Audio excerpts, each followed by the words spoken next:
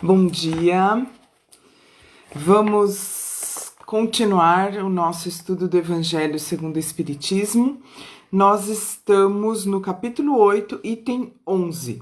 Capítulo 8, Bem-aventurados os puros de coração. Item 11, escândalos. Se vossa mão é motivo de escândalo, cortai-a. O que será que significa isso, né? Bom, vamos então começar com uma prece.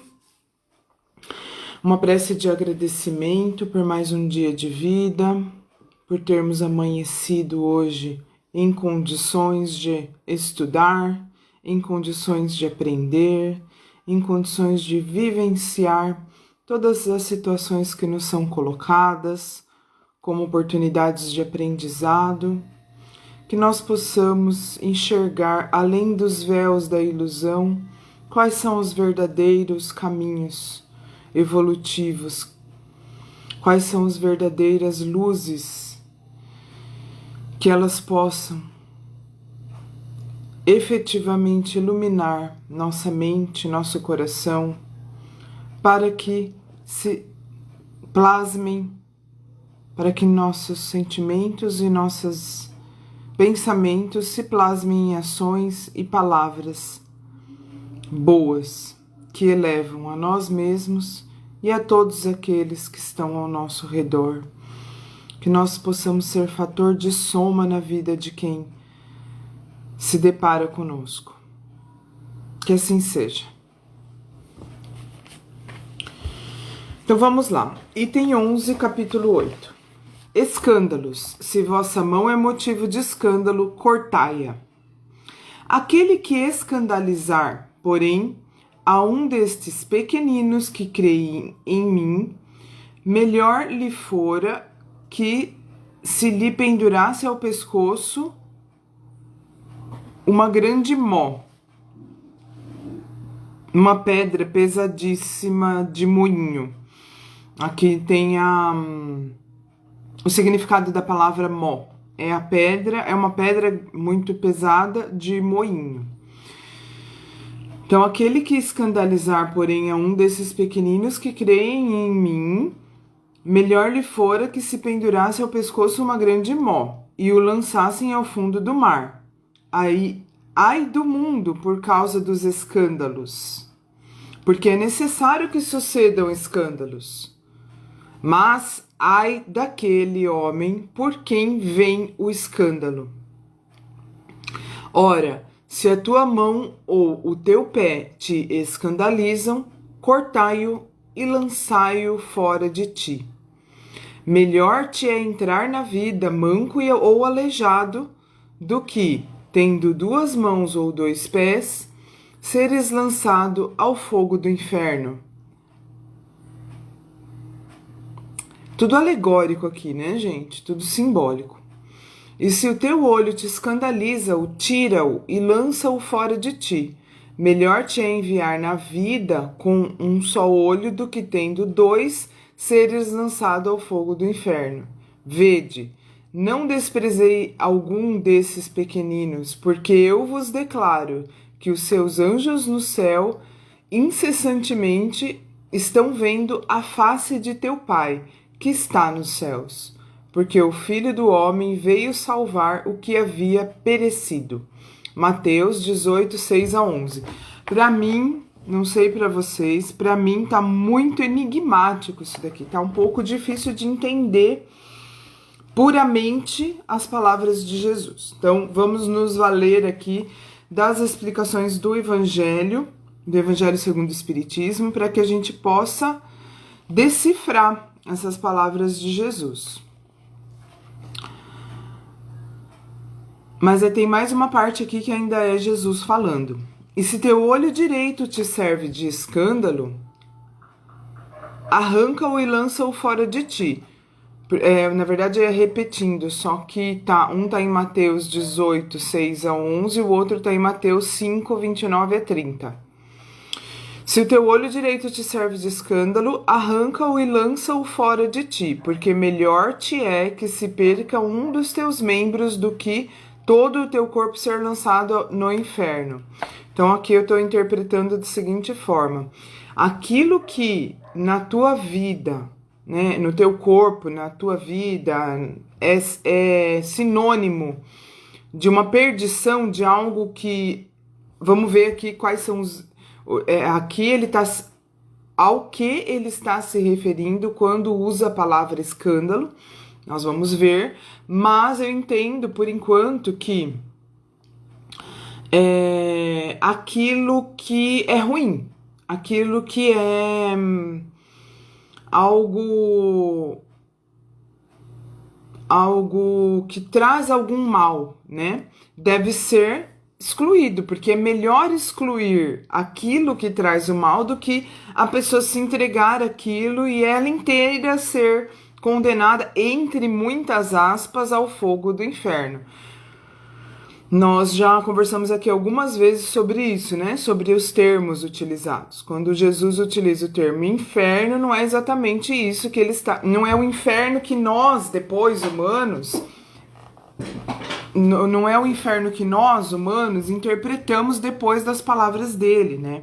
Esse inferno aqui é outra coisa. Depois os seres humanos, as religiões, interpretaram isso como se fosse um inferno eterno, como se tivesse um diabão de vermelho coordenando tudo, aquela danação, né, que falam eterna. Não é exatamente isso, é a condenação da pessoa. Não é necessariamente esse inferno que está dizendo aqui, que está na nossa mente, né? E se a tua mão direita te serve de escândalo, cortai-a e lançai-a fora de ti, porque melhor te é que se percam dos teus membros do que todo o teu corpo para o inferno. Agora sim vem as explicações que podem nos ajudar a compreender esse enigma. No sentido vulgar, escândalo é tudo aquilo que choca a moral ou as regras da sociedade de uma maneira evidente. Então, aquilo que choca a moral, que faz as pessoas ficarem escandalizadas, a palavra é boa mesmo, e é algo que vai contra regras da sociedade. Então, assim, por mais que eu viva em uma sociedade que eu discorde de algumas regras, que eu ache desnecessário, que eu ache que não faz sentido, ou que eu acho até errado às vezes, eu vivo nessa sociedade. E eu preciso contribuir para a ordem dela, a organização dessa sociedade. Então eu não posso, aqui, o correto não é você ir contra, você criar um escândalo para você ir contra aquilo que são as regras da sociedade. Aqui parece que ele está dando uma dica para não se revoltar, né? Não se revoltar contra as regras da sociedade, e sim se sujeitar a elas. Mas vamos continuar aqui para ter certeza sobre isso. No sentido vulgar, escândalo é tudo que choca a moral ou as regras da sociedade de uma maneira evidente, que atrai as atenções.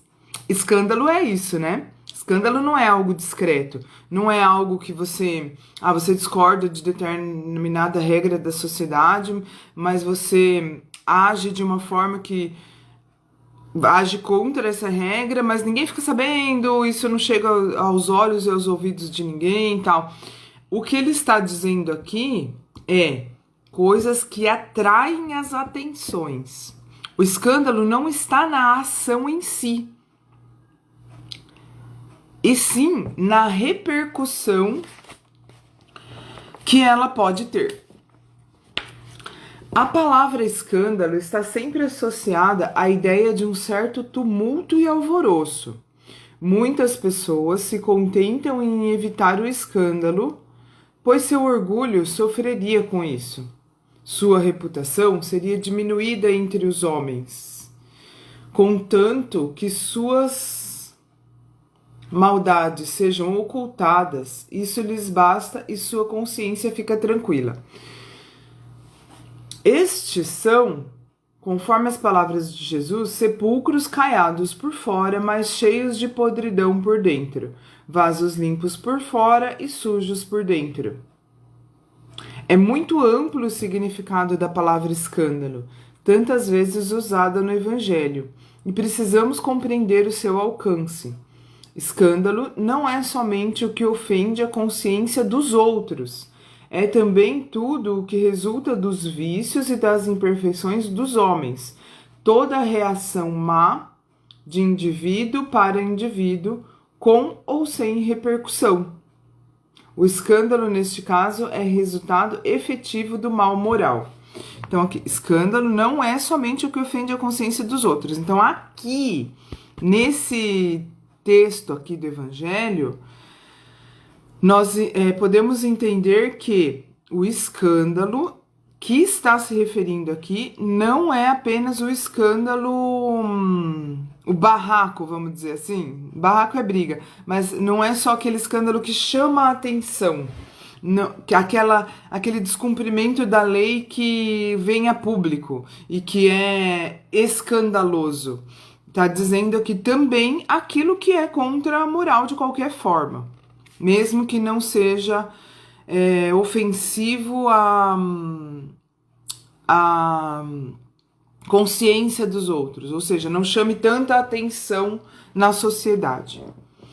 É necessário que sucedam escândalos no mundo, disse Jesus, porque os homens, sendo imperfeitos na terra, são tendentes a fazer o mal, e porque árvores ruins dão frutos ruins. Então, quer dizer, é normal que tenha escândalos no planeta, já que quem habita nele são imperfeitos.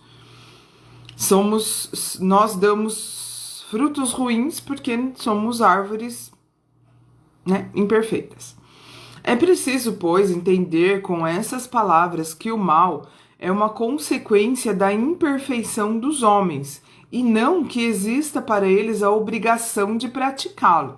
Então não é assim, nós estamos aqui mesmo, nesse planeta, nós somos imperfeitos mesmo, então tudo bem, vamos aí fazer os escândalos. Não, pelo contrário, nós estamos aqui exatamente para superarmos essas provas de viver num lugar assim e não se deixar levar por esses atos escandalosos.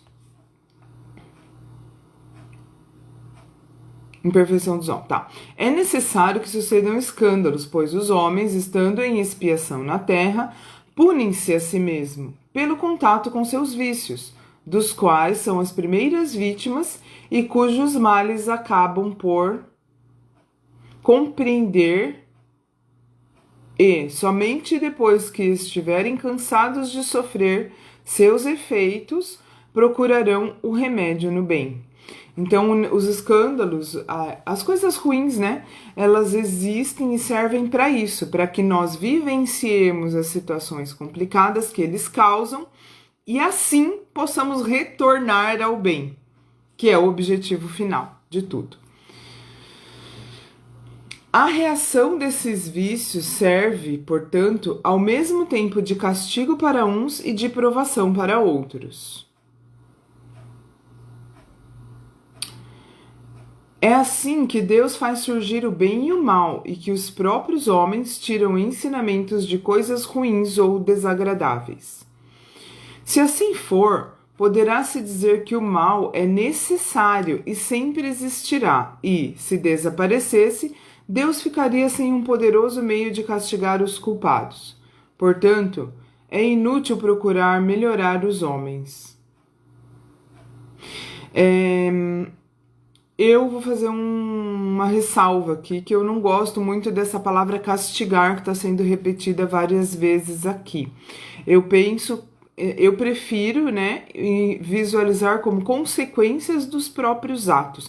Porque castigo me dá a impressão, assim, de que quem está castigando tem prazer nisso, prazer em ver o outro sofrer. É uma impressão pessoal minha, tá? Eu não sei se a palavra realmente significaria isso, mas a minha sensação, vou te castigar, você será castigado, dá a impressão de que quem está castigando está gostando, está sentindo prazer em castigar o outro. E eu não vejo Deus dessa forma, né? Para mim, Deus, por ser perfeito, ele não fica feliz com nada de mal. Então, eu prefiro quando eu leio castigar, eu penso em consequências dos atos, que é uma lei natural, uma lei a qual todos nós estamos sujeitos, de que irá acontecer em nossas vidas coisas compatíveis com aquilo que nós criamos, com nossa mente, com o que sentimos, com o que pensamos, com o que fazemos, com o que falamos. Nós criamos, nós emitimos energia, né? Quando nós fazemos cada uma dessas coisas que eu citei. E essa energia vai voltar para mim. Eu preciso vivenciar as consequências daquilo que eu causei, de bom e de ruim. É assim que eu vejo quando falo a palavra castigo. E a necessidade disso, primeiro, é uma lei natural, a lei de ação e reação, lei do retorno, né? Então, é natural. E segundo, que é para o nosso aprendizado, né? Se eu tenho uma criança que pega os objetos da casa e joga no chão e quebra, e ela não entende, ela não é repreendida, ela não entende que aquilo existe, que existem consequências, ela não vivencia consequência. Consequência não é um castigo de bater, disso, daquilo. Não, é, por exemplo, ela quebrou um copo, então agora vamos fazer ela tomar água sem copo, para ela ver para que serve o copo e por que não pode quebrar. Toma água direto no filtro, com a mão, entende? Uma coisa que veio na minha cabeça agora, que é como se fosse sofrer a consequência. Ela quebrou o copo de propósito, então agora você toma água sem copo, para você entender que o copo é importante e por que não pode quebrar, né? Castigo seria eu pôr a criança lá para recolher os cacos, ela se cortar, entendeu? Na minha visão. Por isso que para mim a palavra castigo não se encaixa perfeitamente, mas eu tenho certeza que o sentido dela é esse que eu estou falando. Sofrer as consequências para aprender que não devemos agir daquela forma, como agimos e agora estamos tendo consequências ruins daquilo, né? Então, retomando aqui.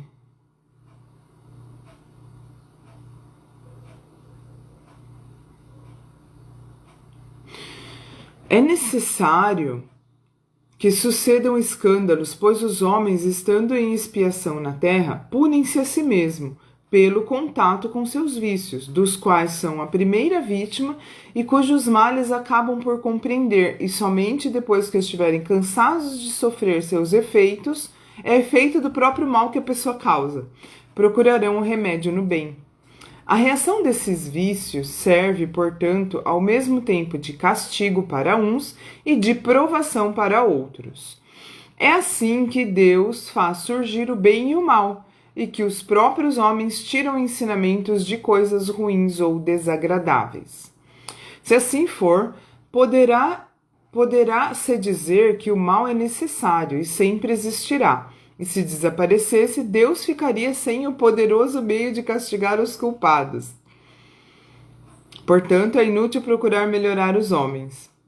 Mas se não houvessem mais culpados, não haveria necessidade de castigos. Suponhamos que toda a humanidade fosse transformada em homens de bem. Ninguém procuraria fazer o mal ao próximo e todos seriam felizes, porque seriam bons. Tal é o estado dos mundos evoluídos, onde o mal foi excluído. E assim será o estado na Terra quando tiver progredido o suficiente.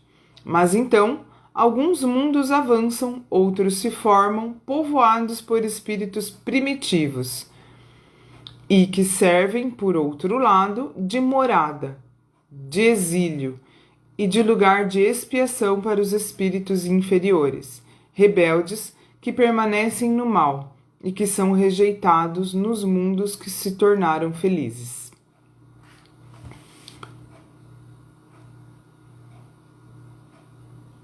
Mas ai daquele por quem vem o escândalo, ou seja, o mal é sempre o mal.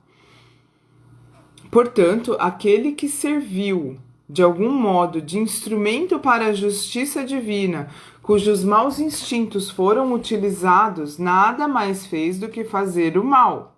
Deve, portanto, ser punido.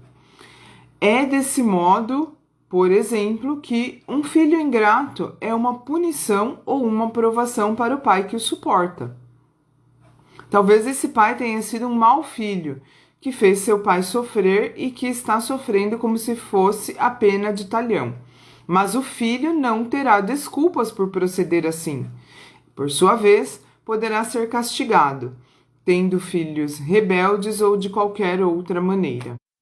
Então, ele sofrerá as consequências independente da necessidade de ter alguém para realizar.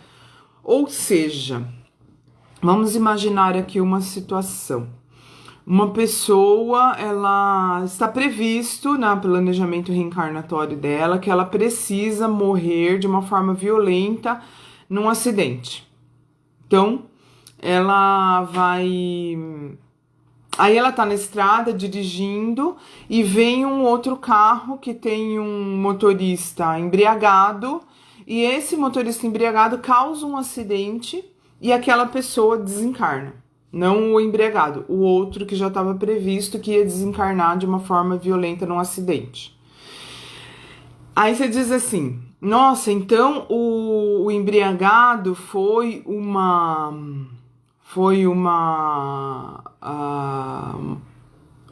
um instrumento de Deus para que acontecesse aquele acidente, então tá tudo bem, ele não fez nada errado, ele não vai sofrer consequências de ter dirigido embriagado e causado um acidente. Não é assim que funciona. Sim, não foi por acaso que aquele que desencarnou no acidente vivenciou isso, tá? Dentro da justiça divina, e era isso mesmo que tinha que ter acontecido. Porém, se aquele que dirigiu embriagado e causou o acidente não tivesse tido consciência e falado, eu não vou beber demais porque eu vou dirigir, ou eu bebi demais, então eu não vou dirigir, eu vou ficar onde eu tô, ou eu vou colocar outra pessoa para dirigir no meu lugar. Se ele tivesse tido consciência e não tivesse causado aquele acidente, o outro que precisava desencarnar em um acidente teria acontecido da mesma forma. Esse que causou o acidente porque estava embriagado, ele não seria o causador desse escândalo. Mas esse escândalo aconteceria de alguma outra forma. Escândalo entre aspas, né? Essa situação aconteceria de alguma outra forma. Seria um acidente sem envolvimento de outro carro, um problema mecânico no carro da pessoa que tinha que desencarnar, um animal que cruzaria a pista, qualquer outra situação aconteceria, porque não os escândalos são necessários, mas isso não quer dizer que aqueles que provocam os escândalos estão ok, tá tudo. Não quer dizer isso. Então, continuando aqui, é desse modo, por exemplo, que o filho ingrato é uma punição ou uma provação. Tá, já li. Então, tá falando assim, que aquele que foi um filho ruim em outra encarnação e nessa é um pai que sofre com um filho ruim, um filho ingrato, um filho que maltrata os pais, ele está passando por isso de uma forma justa, porque ele precisa vivenciar aquilo que ele causou. Porém, se o filho dele se transformasse, tomasse consciência, começasse a ter atitudes boas, respeitasse a família, não quer dizer que o outro que ia ficar prejudicado o plano de Deus da justiça. Não. Ou por outros meios, essa mesma justiça iria acontecer. Agora, o último parágrafo aqui do capítulo do item 17, é o item 17 do capítulo 8. Se tua mão é motivo de escândalo, cortai-a. Essa afirmativa enérgica, que seria um absurdo se tomada ao pé da letra, significa simplesmente a necessidade de destruir em si todas as causas de escândalo, ou seja, do mal. Então, o escândalo que está falando aqui é qualquer mal, reforçando o que a gente já falou antes. Então, o que está dizendo aqui, corte a causa do mal. Corte aquilo que te é caro.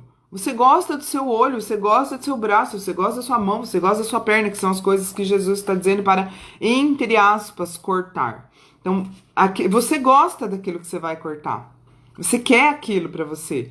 Porém, é melhor perder este motivo de escândalo do que perder a vida. No sentido de perder o aprendizado, de perder a encarnação, o aprendizado que a encarnação traria, né? Desperdiçar a oportunidade. É preciso arrancar do coração todo o sentimento impuro e toda a tendência viciosa. Será melhor para um homem ter a mão cortada antes que essa mão lhe sirva de instrumento de uma ação má. Será melhor ser privado da visão do que seus olhos servirem para idealizar maus pensamentos. Jesus nada disse de absurdo para quem quer entender o sentido figurado e profundo de suas palavras. Lógico, né, gente? Sempre que a gente se deparar com uma frase, com uma fala de Jesus que a gente acha muito esquisito, é bom procurar para ver o que ela realmente significa. O que as palavras que ele usou realmente significavam na época, por exemplo. Porque Jesus, obviamente, não disse nenhum absurdo, né? O que é absurdo é a forma como a gente interpreta o que ele disse. Jesus nada disse de absurdo para quem quer entender o sentido figurado e profundo de suas palavras. Mas muitas coisas não podem ser compreendidas sem a chave que o Espiritismo dá. Bom, pessoal, então hoje finalizamos por aqui com essa lição importante de que... Porque existe mesmo, às vezes, esse questionamento, né? Ah, então quer dizer que se aquilo tinha que acontecer com a pessoa, fulano que fez uma maldade, fez a vontade de Deus, então ele tá certo? Não, não está certo fazer a maldade, mesmo que ela esteja prevista nos planos de Deus para as nossas vidas. Vivenciarmos as consequências da maldade de outro ser humano, de outra pessoa, pode estar previsto em nossa vida, porém, com certeza absoluta, é melhor que aquela pessoa tome consciência, aquela que fazia o mal que nos atingiria, tome consciência e não faça. Isso não me impediria de vivenciar os aprendizados, de vivenciar as experiências que me trariam aprendizado, de acordo à minha necessidade. Não significaria que eu perderia isso se a pessoa que estava previsto que me faria mal não fizer. Não. De alguma outra forma, isso chegaria até mim, aquela necessidade de aprendizado, aquela necessidade de uma experiência negativa que geraria um aprendizado. Ok? Bom, pessoal, então vamos finalizar. Mais uma vez agradecendo, pedindo para que nos inspire, para que os anjos de Deus, os nossos amigos espirituais, aqueles que estão ao nosso redor, para nos ajudar, que sempre estão conosco, para nos inspirar, de acordo à nossa conexão, à nossa vibração, para que possamos nos abrir para ouvi-los, para ouvir suas inspirações,